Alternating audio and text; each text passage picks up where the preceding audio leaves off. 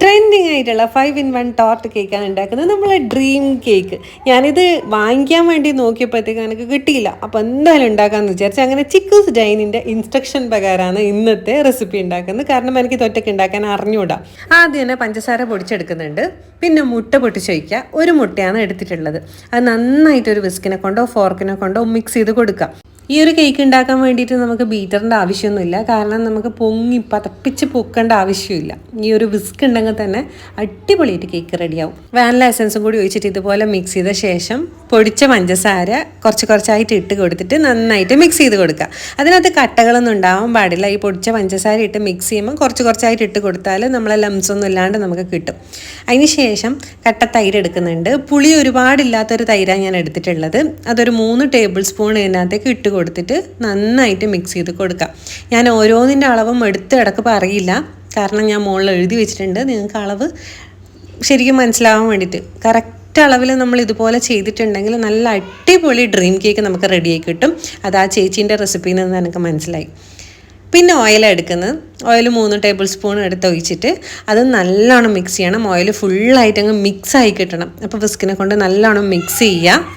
ഇതുപോലൊരു വിസ്ക് ഉണ്ടെങ്കിൽ ശരിക്കും പറഞ്ഞാൽ നമുക്കൊരു ബീറ്ററിൻ്റെ ആവശ്യമില്ല. ഞാൻ ഈ ഒരു വീഡിയോയിൽ ബീറ്ററേ യൂസ് ചെയ്യുന്നില്ല. അപ്പോൾ അത് നന്നായിട്ട് മിക്സായ ശേഷം ഞാൻ ഒരു അരിപ്പ വെച്ച് കൊടുക്കുന്നുണ്ട്. അരിച്ചിട്ട് നമുക്ക് മൈദപ്പൊടി 6 ടേബിൾ സ്പൂണും പിന്നെ കൊക്കോ പൗഡർ 1.5 ടേബിൾ സ്പൂണും പിന്നെ ബേക്കിംഗ് പൗഡർ 1/2 ടീസ്പൂണും ബേക്കിംഗ് സോഡ 1/4 ടീസ്പൂണും പിന്നെ ഒരു നുള്ള് ഉപ്പും കൂടി ഇട്ട് കൊടുക്കാം. അതിന് ശേഷം അത് നമുക്ക് നല്ലോണം അരിച്ചെടുക്കുക. അരിച്ചിട്ട് അതിനകത്തേക്ക് ഇട്ട് കൊടുത്താൽ മതി. അരിച്ച് കഴിഞ്ഞിട്ട് താഴെ കുറച്ച് ഇതുപോലെ പൊടികൾ വരുന്നുണ്ടെങ്കിൽ ഒന്നും കൂടി സ്പൂണിനെ കൊണ്ട് മിക്സ് ചെയ്ത് കൊടുത്താൽ അത് ഫുള്ളും അതിൻ്റെ അകത്തേക്ക് വീണോളും. അപ്പോൾ നമുക്കിനി പതുക്കെ ഇതുപോലെ അങ്ങ് മിക്സ് ചെയ്ത് നമ്മളെ ബാറ്റർ അങ്ങ് റെഡിയാക്കി എടുക്കാം. ഇത്രയും കൂടി ആയിക്കഴിഞ്ഞാൽ ലാസ്റ്റായിട്ട് ഒരു ഇൻഗ്രീഡിയൻ്റ് ഉണ്ട്. അത് ചൂടുവെള്ളമാണ്. ഭയങ്കര തിളക്കുന്ന വെള്ളമല്ല, എന്നാലും അത്യാവശ്യം ചൂടുള്ള വെള്ളം അതിൻ്റെ അകത്തേക്ക് ഒഴിച്ച് നല്ലോണം അപ്പം തന്നെ മിക്സ് ചെയ്ത് കൊടുക്കുന്നുണ്ട്. അപ്പോഴത്തേക്കും കംപ്ലീറ്റ്ലി ബാറ്റർ റെഡി. ഇനി ഒരു ബേക്കിംഗ് ട്രേ എടുക്കുക. അതിനകത്തേക്ക് ഓയിൽ ഗ്രീസ് ചെയ്തിട്ട് ബേക്കിംഗ് പേപ്പർ വെച്ച് കൊടുക്കുക. എന്നിട്ട് നമുക്ക് ഈ ബാറ്റർ അതിൻ്റെ അകത്തേക്ക് ഒഴിച്ചു കൊടുത്ത ശേഷം ഒരു സ്റ്റിക്ക് എടുത്തിട്ട് അതിൻ്റെ അകത്ത് ഉണ്ടാകുന്ന ബബിൾസ് ഇല്ലേ, അതെല്ലാം ഒന്ന് ഇതുപോലെ ഒന്ന് ആക്കി കൊടുത്താൽ അതെല്ലാം പൊട്ടിപ്പോകും. അതിന് ശേഷം ഒന്ന് ടാപ്പ് ചെയ്തിട്ട് 15 മുതൽ 20 മിനിറ്റ് വരെ പ്രീ ഹീറ്റ് ചെയ്തിട്ടുള്ള ഇതുപോലുള്ളൊരു പാത്രത്തിൽ വെക്കാം. ഞാൻ ഇഡ്ഡലി പാത്രത്തിൽ ഒരു റിങ് വെച്ച് ഒരു തട്ട് വെച്ചിട്ട് അതിൻ്റെ അകത്തേക്കാണ് ഇറക്കി വെക്കുന്നത്. അലൂമിനിയം പാത്രത്തിൽ ഏതിനകത്ത് വേണ്ടിക്കും നമുക്കിത് ബേക്ക് ചെയ്യാം, ഏത് കേക്കും. അപ്പോൾ അത് അവിടെ നിന്നാവട്ടെ. ആ ഒരു ടൈമിൽ നമ്മൾ കോൺഫ്ലോറും വിപ്പിംഗ് ക്രീമും കൂടി എടുത്തിട്ട് ഒരു പാനിലെടുത്തിട്ട് ഫ്ലെയിം കത്തിക്കാണ്ട് നന്നായിട്ടൊന്ന് മിക്സ് ചെയ്ത് കൊടുക്കണം. അതിനകത്തെ കട്ടകളെല്ലാം ഉടഞ്ഞിട്ട് നന്നായിട്ട് മിക്സായ ശേഷം മിൽക്ക് കോമ്പൗണ്ടും ഡാർക്ക് കോമ്പൗണ്ടും എടുക്കുന്നുണ്ട്. ഇതുപോലെ 25 ഗ്രാം വെച്ചിട്ടാണ് എടുക്കുന്നത്. ഈ ഒരു വലിയ പീസിൻ്റെ നടുവിലത്തെ ഭാഗം. അപ്പോൾ അത്രയാകുമ്പോഴത്തേക്ക് 25 ഗ്രാം ആയിരിക്കും. അത് അതിൻ്റെ അകത്തേക്ക് ഇട്ട് കൊടുക്കുക. ഇത് ശരിക്കും പറഞ്ഞാൽ നമ്മൾ 3ാമതായിട്ട് ഒഴിക്കുന്ന ലെയറാണ് ഈ ഉണ്ടാക്കാൻ പോകുന്നത്. അപ്പോൾ അത് നമുക്ക് ലോ ഫ്ലെയിമിൽ ഇട്ടിട്ട് നന്നായിട്ട് ഇതുപോലെ മിക്സ് ചെയ്ത് കൊടുക്കുമ്പോഴത്തേക്ക് ആ ചോക്ലേറ്റ് എല്ലാം അലിഞ്ഞ് കിട്ടും. അപ്പോൾ നന്നായിട്ട് ഇതുപോലെ ഇളക്കിക്കൊണ്ടിരിക്കണം. ഇല്ലെങ്കിൽ അടിയിൽ പിടിക്കാനുള്ള ചാൻസ് വളരെ കൂടുതലാണ്. തിളച്ച് വരുമ്പോഴത്തേക്കും ഫ്ലെയിം ഓഫ് ചെയ്യുക. എന്നിട്ട് വാനില എസൻസ് ഒഴിച്ചിട്ട് നല്ലോണം മിക്സ് ചെയ്ത് കൊടുക്കുക. എന്നിട്ട് അത് മാറ്റി വെക്കുക. അപ്പോഴത്തേക്കും നല്ലോണം അത് ചൂടാറട്ടെ. ഇനി ഷുഗർ സിറപ്പ് ആക്കുന്നുണ്ട്. പഞ്ചസാരയും വെള്ളവും ഒരു നുള്ളു ഉപ്പ് ഇട്ടിട്ടാണ് ഷുഗർ സിറപ്പ് ആക്കിയെടുക്കുന്നത്. ഷുഗർ സിറപ്പ് ആക്കാൻ വേണ്ടിയിട്ട് കുറച്ച് നേരം അത് തിളക്കുമ്പോഴത്തേക്കും അത് വറ്റി കിട്ടും, കുറച്ച് വറ്റും. അപ്പോൾ നമ്മളെ ഷുഗർ സിറപ്പ് റെഡിയാവും. അതിനിടയിൽ കേക്ക് റെഡി ആയിട്ടുണ്ട്, അത് വാങ്ങി വെച്ചിട്ടുണ്ട്. പിന്നെ ചോക്ലേറ്റ് മോസ് ലെയർ ആക്കാൻ വേണ്ടിയിട്ട് വിപ്പിംഗ് ക്രീം എടുത്തിട്ട് നല്ലോണം ഒന്ന് വിസ്കിനെ കൊണ്ട് ബീറ്റ് ചെയ്ത് കൊടുക്കാം. ഇതുപോലെ ബീറ്റ് ചെയ്താൽ മതി. ഒരു 5 മിനിറ്റ് കൊണ്ട് നമ്മളെ ക്രീം വിപ്ഡായിട്ട് കിട്ടും, നല്ല കട്ടിയായിട്ട് കിട്ടും. കണ്ടോ, സ്റ്റിഫായിട്ടുണ്ട്. ഇനി അതിനകത്തേക്ക് ആവശ്യമുള്ള ചോക്ലേറ്റ് എടുക്കാം. മിൽക്ക് കോമ്പൗണ്ടും ഡാർക്ക് കോമ്പൗണ്ടും 15 ഗ്രാം മുതൽ 20 ഗ്രാം വരെ എടുത്തിട്ട് ഇത്രയും എടുത്താൽ മതി. അത്രയും എടുത്തിട്ട് ഒരുപോലെ എടുത്തിട്ടുള്ളത് ഞാൻ അത് ഡബിൾ ബോയിൽ ചെയ്യാം. അല്ലെങ്കിൽ ഇതുപോലെ ചൂടുവെള്ളത്തിൽ ഇങ്ങനെ വെച്ചിട്ട് നമുക്കൊരു 2 മിനിറ്റിനുള്ളിൽ അത് മെൽട്ടായി കിട്ടും. പെട്ടെന്ന് മെൽട്ടാവും കിട്ടും. അത് തിളച്ച വെള്ളമായിരുന്നു. അതിനകത്തൊരു ബൗളിലേക്ക് ഞാൻ ഇതുപോലെ ആക്കി എടുക്കുകയെന്ന്.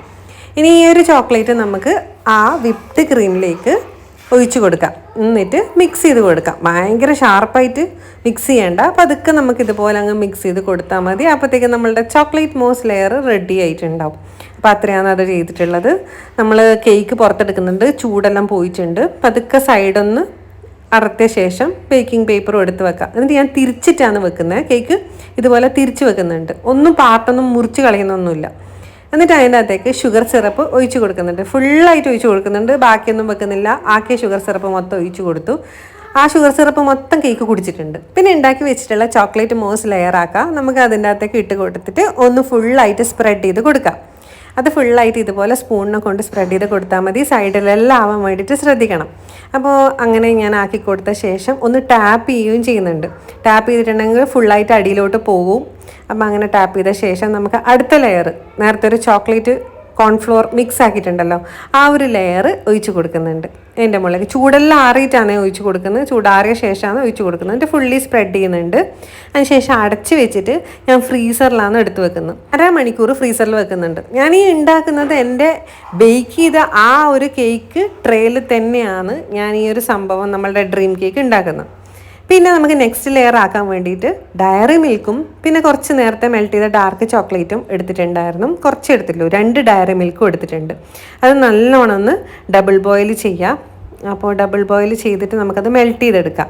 ഡാർക്ക് ചോക്ലേറ്റ് വേണ്ടെങ്കിൽ മിൽക്ക് ചോക്ലേറ്റ് മാത്രം എടുത്താൽ മതി ഈ ഒരു ലെയറിലേക്ക്. എന്നിട്ട് നമുക്കിത് മെൽറ്റ് ചെയ്തെടുക്കാം. ഞാൻ പിന്നെ കേക്ക് ടിന്ന്, ഈ ഒരു ഡ്രീം കേക്ക് ഉണ്ടാക്കേണ്ട ടിന്നൊന്നും വാങ്ങിയിട്ടില്ലായിരുന്നു. ഒരു ടിഫിൻ ബോക്സ് ഉണ്ടെങ്കിൽ അതിൻ്റെ അകത്ത് ഇങ്ങനെ ആക്കിയാലും മതി. അപ്പോൾ ചൂട് ചെറുതായിട്ട് പോയിട്ടേ ഉള്ളൂ. എന്നിട്ട് ഞാൻ ഈ മെൽറ്റ് ചെയ്ത ചോക്ലേറ്റ് ഈ ഒരു ലെയറിൻ്റെ മുകളിലേക്ക് ഒഴിച്ചു കൊടുത്തിട്ടുണ്ട്. 1/2 മണിക്കൂർ ഫ്രീസറിൽ വെച്ചെടുത്ത ലെയറിൻ്റെ മുകളിലേക്കാണ് ഒഴിച്ചു കൊടുക്കുന്നത്.